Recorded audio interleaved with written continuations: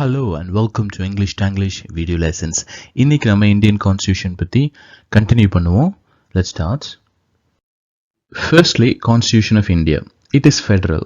So they have divided all the powers between the center and the state. The center and the state can be studied under three heads. A Constitution of India படி பவரை வந்து சென்டருக்கும் ஸ்டேட்டுக்கும் பிரிச்சிருக்காங்க. மூணு பிரிவில் ரெண்டு பேருக்கும் power இருக்கு. அதாவது என்னன்னு பார்ப்போம். First one, the Union Parliament. It has the power to make a law, legislate for any part of the Indian territory. It can be state and the Union territories. அதாவது Indian Parliament பொறுத்தவரையில் ஸ்டேட்டாக இருக்கணும் union டெரிட்டரியாக இருக்கும் அவங்க வந்து சட்டங்கள் pass பண்ணுறதுக்கு they have the rights.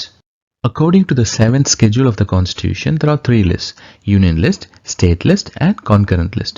There are 97 items under the Union list, 66 under the State list and 47 under the Concurrent list. The Parliament enjoys the exclusive right power to legislate to make a law on the items mentioned under the Union list. 7th schedule படி law make பண்றதுல ஐட்டம்ஸை பிரிக்கிறாங்க. மூணு items. ஒன்று வந்து centre, state, concurrent. இந்த heading படி சென்டருக்கு வந்து 97 ஐட்டம்ஸில் வந்து அவங்க லா மேக் பண்ண முடியும் இந்தியா ஃபுல்லாக. ஸ்டேட் வந்து ஸ்டேட்டுக்குள்ளே அவங்க டெரிட்டரிக்குள்ளே 66 டாபிக்ஸ் ஐட்டம்ஸ்குள்ளே அவங்க லா மேக் பண்ண முடியும். கான்கரண்ட்டுங்கிறது ரெண்டு பேருக்குமே பொதுவானது, ரெண்டு பேருமே லா மேக் பண்ணலாம். ஆனால் பார்லிமெண்ட் மேக் பண்ணுற லா தான் வந்து அம்பையரின் தீர்ப்பே உறுதியானது இறுதியானதுன்ன மாதிரி சென்டர் இப்போ ரெண்டு பேருமே ஒரே விஷயத்தை லா மேக் பண்ணியிருந்தாங்க அப்படின்னா பிரச்சனை இருந்துச்சு அப்படின்னா சென்டரோட லா தான் எடுத்துக்குவாங்க. The state legislature has the exclusive right to make a law legislate on the state list. Both the parliament and the state legislatures have the power to legislate to make a law on the subject contained in the concurrent list. But in case of a conflict between the law of the state and the union on a subject in the concurrent list, the law of the parliament prevails. That is, the law of the parliament is the one which has to be accepted. Union list, the state list and the concurrent list consisting at present 100, 61, 52 items. The 42nd Amendment Act 1976 transferred 5 subjects to the concurrent list from the state list, that is education, forests, weights, measures, protection of wild animals and birds and administration of justice, constitution and organization of all courts except the Supreme Court and the High Courts. 42வது amendment படி 1976 படி items வந்து சென்டருக்கு 100, ஸ்டேட்டுக்கு 61, concurrent வந்து 52. 5 list ஏற்றிருக்காங்க. Concurrent ரெண்டு பேருக்கும் பொதுவானது. என்னென்னா எஜுகேஷன், ஃபாரஸ்ட்டு, வெயிட் அண்ட் மெஷர்ஸ்னால் வந்து ஷாப்ஸில் வந்து அளவுலாம் இருக்கு இல்லையா, இந்த வெயிட்லாம் பண்ணுறாங்க இல்லையா அதுக்கப்புறம் ஃபாரஸ்ட்டு, அதுக்கப்புறம் அட்மினிஸ்ட்ரேஷன் ஆஃப் ஜஸ்டிஸ். குறிப்பாக லோவர் கோர்ட்டு வந்து அட்மினிஸ்ட்ரேஷன் பண்ணுறது ஸ்டேட்டும் பண்ணிக்கலாம், அதே நேரத்தில் சென்டரும் பண்ணிக்கலாம். 69ல் தமிழ்நாடு கவர்மெண்ட் ஒரு 3 member committee they appointed. Chairmanship வந்து ராஜமன்னார். அவர் வந்து சென்டர் ஸ்டேட் ரிலேஷன்ஸ் எப்படி இருக்குது அப்படிங்கிற விஷயத்தை வந்து ரெக்கமெண்டேஷன் கொடுங்க அப்படின்னு அப்பாயின்ட் பண்ணியிருந்தாங்க. அவங்களும் ரெக்கமெண்டேஷன் கொடுத்தாங்க நிறையா. ஆனால் சென்டர் வந்து கண்டுக்கவே இல்லை. ஒரு எக்ஸாம்பிள் வந்து ஐஏஎஸ் ஐபிஎஸ் வந்து இருக்கவே கூடாது அப்படிங்கிற மாதிரி ரெக்கமெண்டேஷன் கொடுத்தாங்க. அது எப்படி சரின்னு சொல்லுவாங்க centre. Now we will move on to administrative relations. The administrative power of a state எதுன்னு தெரியும். ஸ்டேட்டுக்குள்ளே வந்து in their own territory they can make law, legislation. But the union வந்து parliament can make a law for the whole country, whole territory. ஏதாவது treaty agreement வந்து போட்டிருந்தாங்க அப்படின்னா அதுக்கும் வந்து they can make the law. Administration பார்த்தோம். இப்போ financial relations குறிப்பாக articles 268 to 293 part 12 it deals with financial relationship between the center and the state. Center and state both they can make laws, legislate related to taxes வந்து சென்டருக்கும் ஸ்டேட்டுக்கும் வந்து அவங்களே வந்து divide பண்ணிக்குவாங்க based on the recommendation of Financial Commission appointed by the President, Article 280 of the Constitution. Our late Prime Minister Indira Gandhi also appointed Sarkaria Commission. தமிழ்நாட்டில் இந்த பேர் வந்து எல்லாருக்கும் தெரிஞ்சிருக்கும். In 1983 to inquire into center and state relations, and the central government implemented about 180 out of 247 recommendations by the committee. So the most important recommendation is Interstate Council ஒன்று உருவாக்குனாங்க 1990ல. இந்த விஷயம் தான் பெரிய பிரச்சனை இந்தியாவிலலாம், குறிப்பாக தமிழ்நாட்டில். அஃபிஷியல் லாங்குவேஜ் பார்ட் 17 படி, கான்ஸ்டியூஷன் படி அஃபிஷியல் லாங்குவேஜஸ்க்கே வந்து 343லேருந்து 351 வரைக்கும் ஆர்டிகிள்ஸ் வந்து சொல்லுது. எப்படி அப்படின்னா 4 பிரிவுகளாக பிரிக்கிறாங்க. ஒன்று வந்து language of the union, second வந்து ரீஜனல் லாங்குவேஜஸ், தேர்டு வந்து லாங்குவேஜ் ஆஃப் த ஜுடிஷியரி, அப்புறம் நாலாவது வந்து text of laws and special directives. அது என்ன அப்படின்னா, யூனியன் சென்டர் வந்து என்ன லாங்குவேஜ் யூஸ் பண்ணுறது, ரீஜனல் ஸ்டேட் கவர்மெண்ட் வந்து என்ன லா யூஸ் பண்ணுறது, அப்புறம் சட்டம் கோர்ட்டில் என்ன லா யூஸ் பண்ணுறது, அதுக்கப்புறம் கோர்ட்டில் வந்துட்டு அவங்க வந்து உத்தரவு கொடுப்பாங்க இல்லையா, ஸ்பெஷல் ஆர்டர் போடுவாங்க, அதுக்கு என்ன லா யூஸ் பண்ணுறது. ஃபர்ஸ்ட் லாங்குவேஜ் கமிட்டி வந்து 1955ல் வந்து அப்பாயிண்ட் பண்ணுறாங்க. 1957ல் they submitted the report. அப்புறம் 1963ல் அஃபிஷியல் லாங்குவேஜ் ஆக்ட்னு ஒன்று எனாக்ட் பண்ணுறாங்க. அதில் என்னென்னா, இங்கிலீஷையும் ஹிந்தியும் வந்து அஃபிஷியல் பர்பஸ்க்கு வந்து சென்டர் வந்து யூஸ் பண்ணிக்கலாம், யூனியன் வந்து யூஸ் பண்ணிக்கலாம். பார்லிமெண்ட்டோட பிஸ்னஸ், பார்லிமெண்ட்டோட லாங்குவேஜ் எல்லாமே வந்து ஹிந்திலையும் இருக்கும், அதே சமயத்தில் இங்கிலீஷ்லையும் இருக்கும். So as we know, 1967 Act, according to that Act, so English could be used indefinitely, continuously. So it also, the Constitution also permitted, they allowed certain regional languages to be used for interstate official transactions. ஒரு ஸ்டேட்டுக்கும் சென்டருக்கும் சில languages மட்டும் அவங்களோட state லாங்குவேஜில் வந்து communicate பண்ணிக்கலாம். அது என்னென்னா 14 regional languages தான் 8th ஸ்கெட்யூலில் இருந்துச்சு. இப்போதைக்கு 22 லாங்குவேஜஸ் வந்து ரெக்கக்னைஸ் பண்ணியிருக்காங்க, அலோவ் பண்ணியிருக்காங்க. சென்டர் கூட வந்து நீங்கள் வந்து இந்த லாங்குவேஜஸ்லேயே வந்து லெட்டர் எழுதலாம். குறிப்பாக தமிழ் வந்து ரெக்கக்னைஸ் பண்ணியிருக்காங்க. ஸோ தமிழில் வந்து ஒரு முதலமைச்சர் வந்து சென்டருக்கு வந்து லெட்டர் எழுதலாம் அஃபிஷியலாக. In 2004, the Government of India created a new category of languages called classical languages. So far, 6 languages have been granted classical language status: Tamil, Sanskrit, Telugu, Kannada, Malayalam and Odia. இப்போ நம்ம emergency போவோம். According to the constitution, central government has been given extraordinary powers. அதாவது நினச்சி பார்க்க முடியாத ஒரு power. என்னன்னா, ஒரு எமர்ஜென்சி கண்டிஷனில் 3 types of emergencies have been mentioned under our constitution. The first one is national emergency, article 352. According to article 352, the president can declare emergency if there is a problem with India's security due to war, external aggression or armed rebellion. Armed rebellion உள்ளுக்குள்ளே வந்து இந்தியாவுக்குள்ளே வந்து சில பேர் சண்டை போட்டாங்க, துப்பாக்கி வச்சலாம் அப்படின்னா, ஒரு பெரிய பிரச்சனை இந்தியா ஃபுல்லாக இருக்கும் அப்படின்னா நேஷனல் எமர்ஜென்சி வந்து சொல்லலாம். 1971ல் இந்த மாதிரி பிரச்சனை வந்துச்சு, இந்தியாவுக்கும் பாகிஸ்தானுக்கும் ஒரு வார் வந்துச்சு. அப்போ நேஷனல் எமர்ஜென்சி வந்து பிரகடனப்படுத்தினாங்க. When a national emergency is declared on the grounds of external aggression, it's called external emergency. வெளியே இருந்து ஏதாவது பிரச்சனை வருது அப்படின்னா எக்ஸ்டர்னல் எமர்ஜென்சி. வேற ஏதாவது ஒரு ராணுவம் வந்து தாக்குது, வேற நாட்டு ராணுவம் தாக்குது அப்படின்னா external emergency. On the other hand, it's declared on the ground of armed rebellion inside the country. It's known as internal emergency. உள்ளுக்குள்ளேயே பிரச்சனை, உள்ளுக்குள்ளேயே ஏதோ குரூப் வந்து ஆயுதம் ஏந்தி போராடுறாங்க இந்தியன் மிலிட்டரி எதிர்த்து அப்படின்னா internal emergency. This type of emergency has been declared 3 times so far. 1962, 1971 வந்து வாருக்காக வந்து எமர்ஜென்சி இருந்துச்சு. 1975 வந்து கவர்மெண்ட்டே வந்து ரெக்கமெண்ட் பண்ணுது. ஆனால் அது ரீசனாக இது இன்டர்னல் எமர்ஜென்சின்னு சொன்னாங்க.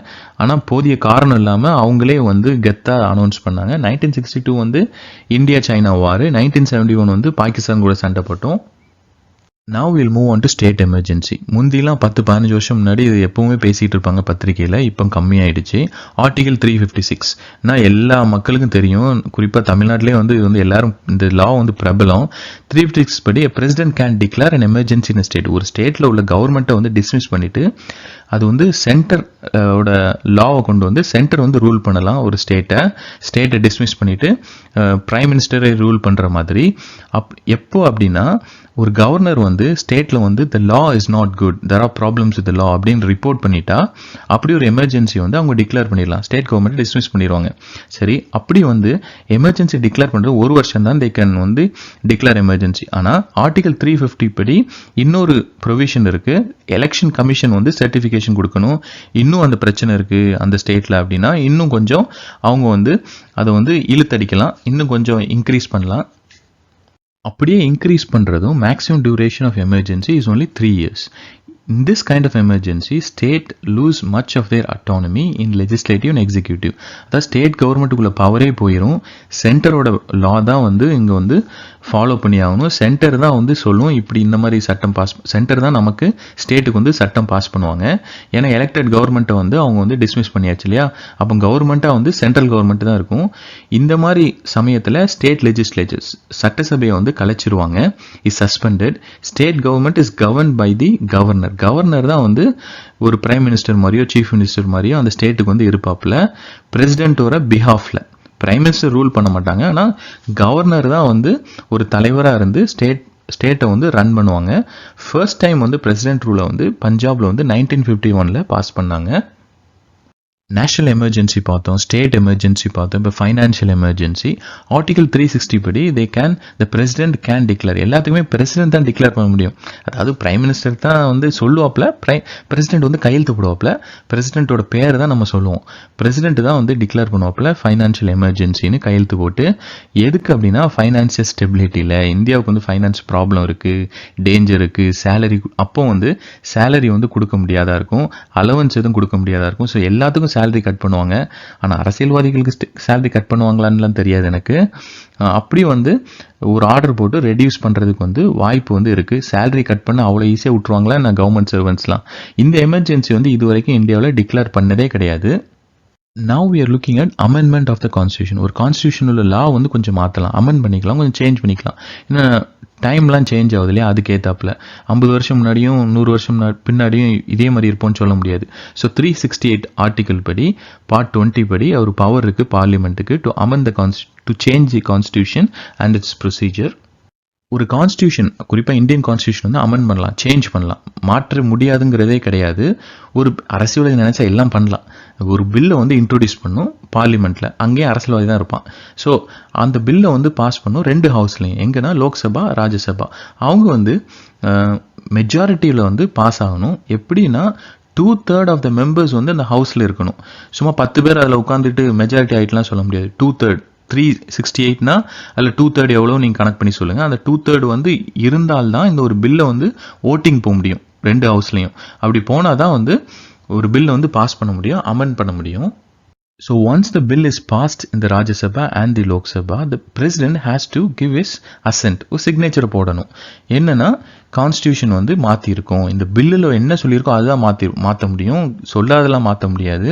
இதை வந்து பார்லிமெண்ட் மட்டும்தான் பில்லை மாற்ற முடியும். சட்டசபை நினைச்சாலாம் நம்ம ஆட்களுக்கு நினச்சிக்கிட்டு இங்கெல்லாம் கத்திக்கிட்டு இருப்பாங்க, நாங்கள் இந்த சட்டத்தை மாற்றுவோம், இந்த சட்டத்தை அப்படி தலைகீழ பண்ணிடுவோம் அப்படி இப்படின்னு சொல்லிட்டு இருப்பாங்க மயக்க பிடிச்சி. ஸ்டேட்டில் உள்ள ஆட்கள் வந்து சட்டத்தை மாற்றவே முடியாது, அமெண்ட்மெண்ட் பண்ணவே முடியாது. இதனால தான் நமக்கு வந்து ஜல்லிக்கட்டு விஷயத்தில் வந்து கொஞ்சம் லேட் ஆச்சு. ஏன்னா முந்தின கவர்மெண்ட் வந்து சட்டத்தையே மாற்றிருந்தாங்க, அந்த சட்டத்தை மாற்றுறதுக்கு வந்து பார்லிமெண்ட் தான் மாற்ற வேண்டிய நிலைமை இருந்துச்சு. ஸோ அதனால தான் கொஞ்சம் டிலே ஆச்சு. இப்போ நம்ம டைப்ஸ் ஆஃப் அமெண்ட்மெண்ட்ஸ், அதாவது கான்ஸ்டியூஷனை மாற்ற முடியுமா அப்படின்னா முடியும். ஆர்டிகல் 368 படி 3 வகைகள் இருக்குது அமெண்ட்மெண்ட் பண்ணுறதுக்கு, சேஞ்ச் பண்ணுறதுக்கு. ஒன்று வந்து ஸ்பெஷல் மெஜாரிட்டி, ஸ்பெஷல் தோசை. அப்புறம் வந்து ஹாஃப் ஆஃப் த ஸ்டேட் வந்து ஸ்பெஷல் மெஜாரிட்டி கூட ஹாஃப் ஆஃப் த ஸ்டேட்டும் அதுக்கு வந்து சப்போர்ட் பண்ணணும். அதாவது சட்டசபைகள் இந்தியா ஃபுல்லாக ஹாஃப் ஆஃப் த ஸ்டேட்டில் உள்ள சட்டசபைகள் வந்து இதுக்கு வந்து ஓகே சொல்லணும். இன்னும் சில ஆர்டிகிள்ஸ்க்கு வந்து சிம்பிள் மெஜாரிட்டி இருந்தால் போதும். அதாவது ஸ்பெஷல் தேவையில்லை, ஸ்பெஷல் தோசை தேவையில்லை, சாதா தோசை வச்சே பார்லிமெண்ட் வந்து சேஞ்ச் பண்ணிக்கலாம். A simple majority, that is a majority of the members of each house is present and voting similar to the ordinary legislative process. Notably, these amendments are not deemed to be the amendments of the constitution for the purpose of 368. இப்படி சட்டம் போடலாம். ஒரு simple majority படி ஒரு majority members வந்து வந்துட்டு majority members வந்து பார்லிமெண்ட்டில் வந்து பாஸ் பண்ணிட்டா வந்து சட்டம் போடலாம். ஆனால் ஆர்டிகல் 368 படி கான்ஸ்டியூஷனே வந்து மாற்ற முடியாது. கான்ஸ்டியூஷனை மாற்றணும் அப்படின்னா 3 வகைகள் இருக்குது, 3 மெஜாரிட்டி இருக்குது. ஒன்று வந்து சிம்பிள் மெஜாரிட்டி. உதாரணமாக வந்து லோக்சபாவில் வந்து 376 மெம்பர்ஸ் இருக்காங்க அப்படின்னா அந்த இதில் மெஜாரிட்டி மோர் தென் 50% வந்து ஓகே சொல்லணும் அந்த பில்லுக்கு, அப்படின்னா சிம்பிள் மெஜாரிட்டி. ரெண்டாவது வந்து ஸ்பெஷல் மெஜாரிட்டி, அதாவது கண்டிஷன், அதாவது எல்லாருமே வந்து வர முடியாது, கஷ்டம் இல்லையா, அங்கங்கே ஸ்டேட்லேருந்து ட்ராவல் பண்ணி டெல்லிக்கு போய் உட்கார்றது கஷ்டம்தான். அதனால் வந்து 66% பேர் வந்து அன்றைக்கி ஹவுஸுக்கு வந்து வந்திருக்கணும் லோக்சபாவுக்கு. அதில் வந்து மெஜாரிட்டி பாஸ் பண்ணிட்டா ஸ்பெஷல் மெஜாரிட்டி. மூணாவது வந்து எப்படின்னா ரெண்டுமே 2+3, அதாவது அதாவது 2/3 ஆஃப் த மெம்பர்ஸ் வந்து அவங்க வந்து செகண்டில் நம்ம பார்த்தோம் இல்லையா, ஸ்பெஷல் மெஜாரிட்டியும் இருந்து, அது போக ஸ்டேட் வந்து 29 ஸ்டேட்ஸ் இருக்குது இந்தியாவில். ஸோ அதில் ஒரு 15 ஸ்டேட் வந்து இதுக்கு ஓகே சொல்லிட்டா பாஸ் ஆயிரும், கான்ஸ்டியூஷன் லா வந்து மாற்றிடலாம். கடைசியாக இந்த மாதிரி 42nd அமெண்ட்மெண்ட் பண்ணாங்க. அது பேர் வந்து mini constitution they call it. அது போக கான்ஸ்டியூஷன் ரீஃபார்ம்ஸ் பண்ணுறதுக்காக நேஷ்னல் கமிஷன் ஒன்று ஆரம்பித்தாங்க. அது வந்து 2000ல். அதுக்கு வந்து தலைவராக வந்து வெங்கடாச்சலையா இருந்தாப்புல. 2007ல் வந்துட்டு இன்னொரு ஃபார்மர் சீஃப் ஜஸ்டிஸ் புஞ்சி, அவரு வந்து கவர்மெண்ட் வந்து இதோட ரெஸ்பான்சிபிலிட்டி வந்து எப்படி இருக்குது, அதோட ஏதாவது மாற்றி அமைக்கலாமா, அட்மினிஸ்ட்ரேஷன் மாற்றி அமைக்கலாமா, இந்த பவரை வந்து ஸ்டடி பண்ணுறதுக்காக 2007ல் வச்சுருந்தாங்க. ஓகே, இதோட கான்ஸ்டியூஷன் டாபிக் வந்து நம்ம கம்ப்ளீட் பண்ணிட்டோம். Thank you for listening. Happy learning. Enjoy learning.